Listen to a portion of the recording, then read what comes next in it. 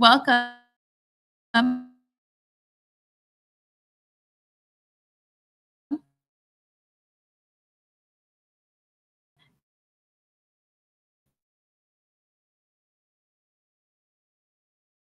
Thank you for joining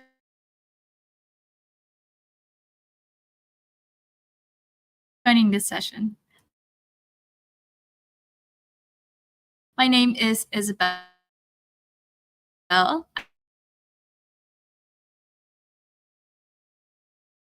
I am an event planner for the React fantastic session. We have a quick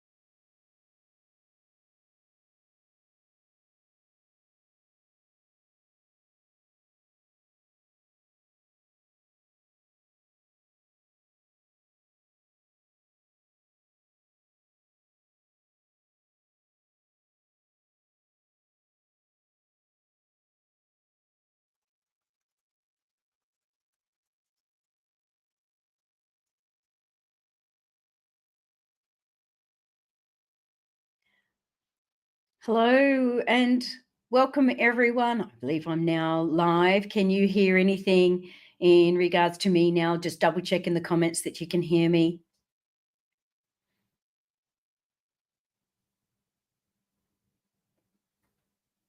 Excellent. Thank you very much. Good to hear. Unfortunately, with the reactor, they were dropping in and out. We didn't have any audio. Fabulous news. So we are here to do a bit of untangling of Copilot Chat. So looking forward to spending a bit of time. I'm going to go a hard and fast 30 minutes. So let's see how we go. So my name is Kirsty McGrath. I have a motto of no user left behind. And with Copilot Chat coming into play, it's really important that we actually understand what does that mean. So when we're getting in and we're starting to have a look at, what we're going to go through. One, I already did the art of the prompt. That was the first session. It was a fortnight ago. It is available. It's on YouTube for you to be able to go back and watch. So I'm not diving back into all the art of the prompt. In this session, I'm really going to go a bit more into what is the difference of Copilot Chat versus Microsoft 365 Copilot. What do you have? Kind of showing some of those differences and where you go and what that looks like. We're going to dive into a bit of prompting in Copilot Chat, understanding that iterative component of chatting back and forward, our saving, editing, and a few other pieces along the way. Now, just as a reminder, when it comes to, doing our chat and understanding how to do a good prompt, we need to move from that command search engine mindset over to a conversational. So a lot of what I do might put into play things like, what's our goal and what's the context, and is there a source we need to use, and any expectations of that outcome along the way. Okay. Now, I also went in and dived around. What's the taxonomy? What are the things that you can actually ask for? And depends on where you are as to how in depth it goes, whether you've got Microsoft 365 Copilot or you're just using Copilot Chat. So therefore, in terms of the product that you might be using or that you've got access to, it's also really important to know, do you have a license or not? Sometimes people go, I'm not sure if I do. How do I tell? And I had this happen all the time. So then, where will you find it to start with? Okay, so when I'm talking Copilot Chat, we've got it in Bing. So it's integrated into Bing and it's using all of those search capabilities that come into Bing. Then we actually have it over in Microsoft Edge. Now, Edge, when you're kicking off Edge, will depend on the license and what you've got on the screen as to whether it logs in and what happens in Edge. But it is as part of Edge as well. Then we have it in Windows 11. So in terms of Windows 11, on the taskbar, if you've got Windows 11, you actually have the icon, and that little icon allows you to kick off Copilot. Then it's also in the apps. Now, if you paid for a license, and we'll dive into a lot of these, when it's in the apps, it's actually embedded inside the likes of Word, Excel, PowerPoint, Outlook, and then lots of other products such as Microsoft Teams. It depends on the license you've got. Okay. Then you can also do it on your mobile phone. Go and download the Copilot app and use it on your mobile phone if you need to. So that will help you out. Now, everything that I'm going through in this particular presentation is available in the deck, and the link has actually been provided for you by the Reactor in chat. So feel free to put any comments. I am keeping a bit of an eye out on it. So where can you use Copilot? First, now I'm going to show you these a little live. I've got some, I'm not going to do Beth by PowerPoint, I promise. Okay, I did say that last time. Next time we'll get in and we'll do a bit of a play around. We've got Bing Chat. So the chat side, the first one that we were talking about, you can just go in and you've got a personal free. So that goes in the free side of things. Or as a personal, you can pay $20 per month. This is US in the pro version if you want it, so that it goes in from a personal standpoint. So if you've got your own license, you can go pro and it's that $20 a month. So it will also go into the applications as well. In here, the things that you can actually do as part of this, it will give you a few core components. You've got both a quick response, or you can come down the bottom and it goes into the deeper responses. Okay, so it's got a, that deep dive down. It'll take a little longer, whereas the quick is like within a couple of seconds. When you get into deep, then what you're going to do is it's going to take a little longer, potentially 30 seconds as it dives down a little stronger. You can go in there. You'll see you've got your new with the plus button, and you can also upload. The great part about the free is I particularly like being able to come in and do things, for example, like one, upload, and also here we've got our audio, and with that audio, I can have a conversation with it. So I was recently showing some students how to actually do it and treat it a bit like you're having an interview. And they were doing a bit of a conversation back and forward and looking at behavioral-based questions and helping them to get ready and prepared for an interview. So that was a great way for them to be able to get underway, and it was free. If you're getting some of the new devices, so some of the new devices actually come with now the Copilot key. It's been the big kind of change that's come to devices for a long time when it comes to a keyboard and the construct of the keyboard. So this is one of the Copilot PC. It's a Surface one. So it's one that I've actually got. It's a flex keyboard, so I can disconnect it, and it's all Bluetooth connected. I love it. So when I press that button, it does kick off Copilot for me. If it is inside Windows 11, so Windows 11, it's down on the taskbar, and on that taskbar, it allows you to go in and start chats, upload files, take screenshots, for example, to be able to work and do it directly from my desktop. You do also have the ability to click on Think Deeper if you want to go down into doing more complex work in terms of Think Deeper. As part of the settings for your Windows 11, You can go in and say, do you want to have it pinned to your start bar? Will it come in automatically as part of Windows 11? And the keyboard shortcut to kick it off is Alt Spacebar. If you're not familiar, Alt Spacebar will do it. So this is in that kind of the free and or Windows side of working. But I want to focus a little bit more on the Microsoft Copilot, Microsoft 365 Copilot, or Copilot Chat. Now, it did get released not that long ago, where if you have a license inside Microsoft 365, it automatically includes Copilot Chat. So Copilot Chat allows us to be able to go in and do work, have pages, do a file upload, create images. It also have agents and a few other components, and I'm going to dive into some of this. But what it isn't actually with a license, so therefore it's not embedded down in your applications. I'm not going to go through any of this in any particular depth. I'm going to move forward. But feel free, in terms of the presentation, to go in and dive down so you can really get into some of the differences between it. Now, I will touch on some of it because Copilot Chat, users can't actually connect and access shared enterprise data in terms of those individual data or external data that you might get from Microsoft Graph type connectors. Now, I don't want to dive too much into that, but anything that you do in terms of a content attachment, so if you add content in, then what will actually happen is it does have enterprise data protection around it. So it has this little shield to say it is safe and it's secure and it's inside your 365 license. It is just the chat. Now, users can actually use agents, and they're grounded in SharePoint and Graph connector content, but it is built and based on immediate consumption, but off by default. Now, Copilot Chat is actually pinned by default in the navigation of your Microsoft 365. Whether you're doing it through 365 online through a browser like Edge, it is browser agnostic.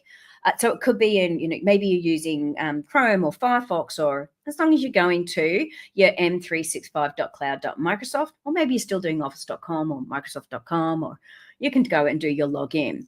It's also available in Teams and Outlook, and it's available and eligible for Copilot users right across both the web, mobile, and your desktop. So you can do this on your phone. So whether you go and type in m365copilot.com, it will redirect you to your m365cloud.microsoft, and then you'll have your /chat. So this gives you the chat component, and it comes with your license. So standard license, you'll actually get Copilot Chat.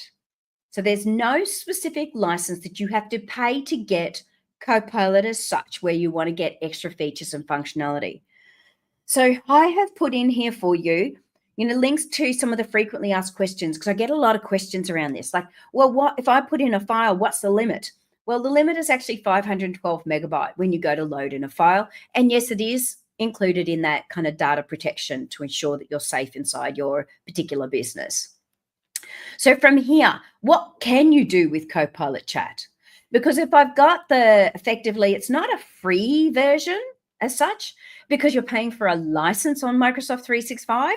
So it's included in it, though, as part of the base fundamental license. So I can do and work with Copilot Pages. Pages in the back end is Microsoft Loop. I can do file uploads. I can create images. I can see my previous chats. Now with agents, yes, you can use agents, but as I said, it's a metered consumption. We've got things like summarization. We've got contextual prompts. So chat in Edge. We've talked about Edge previously. Code interpretation. We can go image generation and image upload. Can you create me something off the back of this image and show the image? Dictation, read out loud has just come into play. So it may or may not have hit your particular tenant yet. So in terms of your login and whether you're with a business or enterprise, Gov, or so there's lots of different licenses that you could have. The rewrite and real-time voice, they're all coming and they're flowing through around now, but fairly soon. So you might not have that just yet. Now, that's a little different than if you physically purchase a license on top of your Microsoft 365. So if you purchase a license, then this starts to go a little bit deeper. Okay, and you can see that I've got in here, it's actually embedding in. Let me get my pen. So it's now embedding in across all of the applications if you start to purchase a license. So when I go in and I've got license, what happens is it now gives me a work or web. So web is effectively what you get if you haven't paid for the license.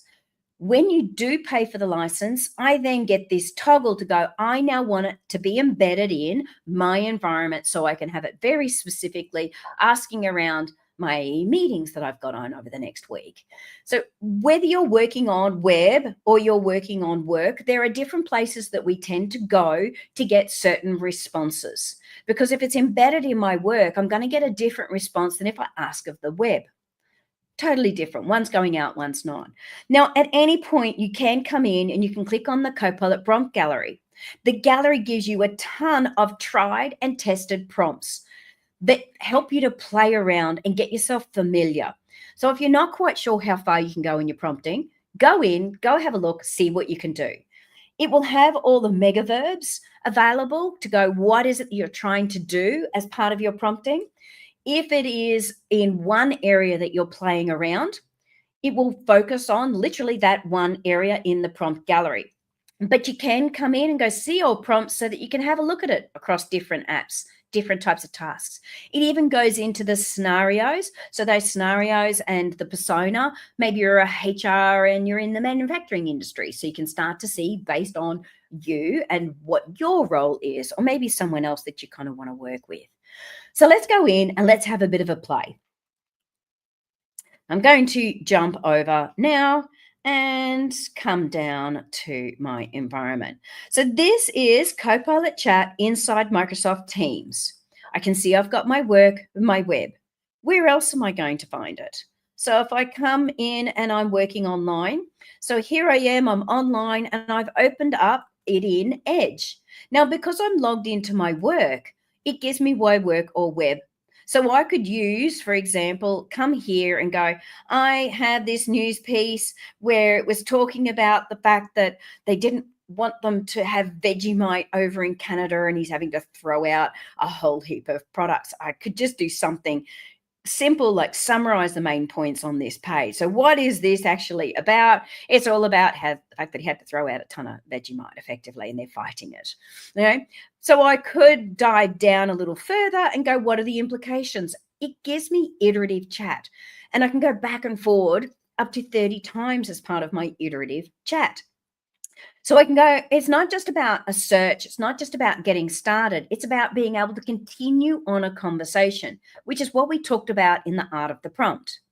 So this is there, because this is in my work environment, it does throw up then my work. Now, if I click the button here, you'll note that it actually logs me into my environment and it also jumps straight to exactly what I've got over on the right-hand side. So I could have asked the same question here too. Either or. If I'm in my personal environment, so if I come over here, and if you don't have a license, so this is even a business and you don't have a license, you'll notice that if I don't have an actual license, there is no work or web button there. It just says you do have access to Copilot Chat, but you can't ground it physically in your work. So this then makes a real difference.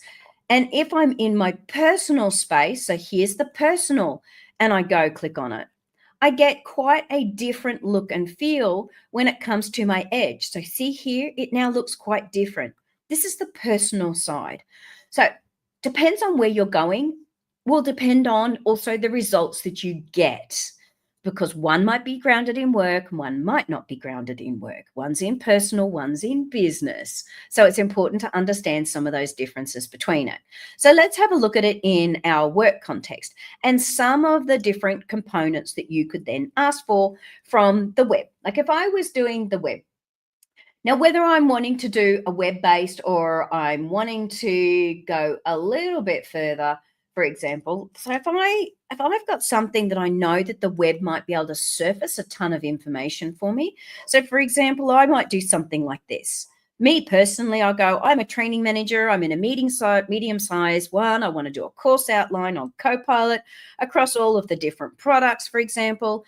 I'm doing it in modularized. I want at least 5 features that I can do for demos. Give me a list of prerequisites that people need to know and the target audience. So I'm doing who am I?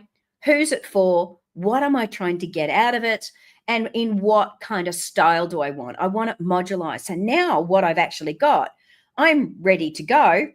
And I've actually got here an outline on things that I could teach you on, for example. At the end of this, say I wanted to share this with someone else, I can go edit in Pages and I go, yep, I like that, but I want to change a couple of things in here. So I go, sure, I can help. Here's that structured. And I can now work on this, edit it, move things around, and share it with another. Inside my environment, if I want to see these pages afterwards, I do have my pages over on the left-hand side to come back. Now, that's just one prompt. There are so many more that we can do. I wouldn't necessarily continue on this prompt unless I want to add more features or look at best practices and dive a little bit more. I'd kick off a whole new prompt to get myself started. What else could I potentially do? There's so many things. Maybe I want to do a social media post summarizing a particular blog I've done. Maybe I want to go generate some scenarios that shows how my Copilot teams can meet certain objectives. Or maybe I'm writing a job description. Ask me one question at a time. So this one here, as I come back, I've just popped it in. It says, generate some examples to show how Copilot can help teams align on certain key objectives. What could we do? Project kickoff, a weekly team sync, summarizing as planned, performance, collaboration. Just ask. If you're not sure what Copilot can actually do, ask it. There are so many ways that we could get it to help us. Even from the fact of, give me some mindfulness exercises I can do today to kick off. Depends on whether I'm asking in my web or I want to embed it in my work, because each way that I do this will give me a different result. So say I, flip over and I'm in my work and I'm having a bit of a play around with the work side of things. And there's so many places I can do. It could be, for example, I could even just ask it, how can I make my day more efficient? It says, okay, what am I doing? How can I make my day more efficient? Just something really simple to get started. Summarize, draft, schedule, retrieval, tasks. Okay, that's pretty simple. What if I say, since you know me, can you give me on some insights on what I should focus on next week and give me an explanation why? Now, I'm doing this off the back of some content. It's flowing on from one to the other. It goes, sure. Key meetings, these are the events, you've got skills, you've got programs, you've got important communications, you've got MVP stuff. Here are the key focus areas that you might want to think about as part of this program. Now, it will also give me what it's drawn from as those insight. So I'll have then little numbers and things going, I focused on for you. See how it's got my numbers here? So it will tell me what it's drawn from when I go to do my work. Because this is now embedded in my work side of things, I didn't ask the web. I wanted it from work. Let's do a new one. So what if I wanted to go, and I'm going to go even deeper? Who's got a performance review that's potentially coming up? So I'm going to come in here and I'm going to go look at everything. Look at everything in my emails, my meetings, my documents, my chat, things that I've done over the last year. And now I want to do it where I've got a personal voice. So I want to make sure that it's stylized in a certain way. So these are the kind of the columns I want. And what are the OKRs that I need to reach over a period of time? So I'm going to go look at everything. Here we go. Give me my strengths, my weaknesses. And this is how I want it displayed. So sure, let's have a look. What do I do? How do I do it? Am I supportive? Am I adaptable? What do I need to do? I need to be better at delegation. It's a little hard. I am my own boss. I need to tell my boss she needs to give me more time off. I write a memo to myself, shall I? Okay, so these are then the things that I then might need to do as part of my OKRs. Done. Literally looks at everything that I've done over the last year. I could even go look at this document and tell me how I've gone in comparison to something previous. What about, for example, I have it where I'm always doing different things like I need to do a bio. I'm often speaking at different things. So if I go, create me an impactful bio, and I want to do it based on, a particular file. Now I can either do my slash and go choose a file, a person, a meeting, people, all these sorts of things. I could work my way through and choose certain content, or I could go add content and then go start finding and searching from here. Maybe I even want to upload it. So I can do the /upload from my device. And I go, okay, I've got something previous on my desktop. Here's my bio. And go have a look at my bio, because I'm talking an awful lot. Not talking now, of course, but I need to do a webinar that's on Copilot for Microsoft, and they've asked me to create a 200-word bio. So I'm going to include this information. I could have done this on the web. Now, I'd want to make sure if I was doing it and I was out there, it's like, well, what am I putting out there? But don't forget, it is covered by enterprise data protection. So I can go, show me, go use this, and I go, hang on, I did say 200 words. I don't know, is that 200 words? What am I doing? Okay, count. Okay, can you shorten it? Can you count how many words that is, please? So I always use kind language, professional language, because it gives me back that tone. Sure. Okay. It's doing a count. And it will tell me exactly how many words it was. It was 208. So I might say, give me a little bit more if I wanted to go, can you extend it out a little bit more? Or maybe you want to reduce it down. Can you edit it? Can you bring it down? Can you make any edits to make it more impactful? Because I asked it to go, create me an impactful and professional 200 words. So I said, how do maybe I wanted to do a funny poem, like give me a poem. There's so many ways. Give me a sarcastic bio. I could say all different types of tones. So I could dive down in that a little bit more. If I want to see my chat history, so I do have my chat history, I can go see more, I can have a bit of a play around. What about if I've got some data that I want to work with?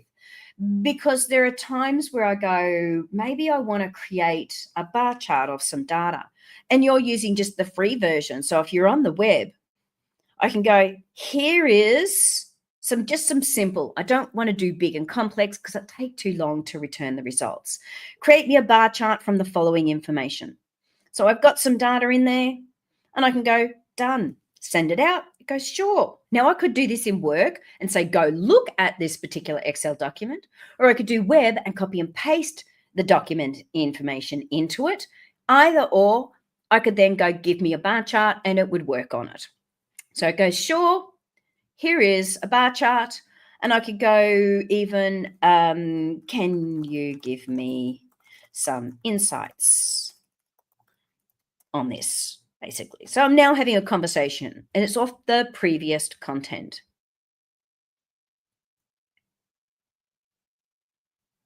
So it'll do a little bit of a, have a look. What have you got?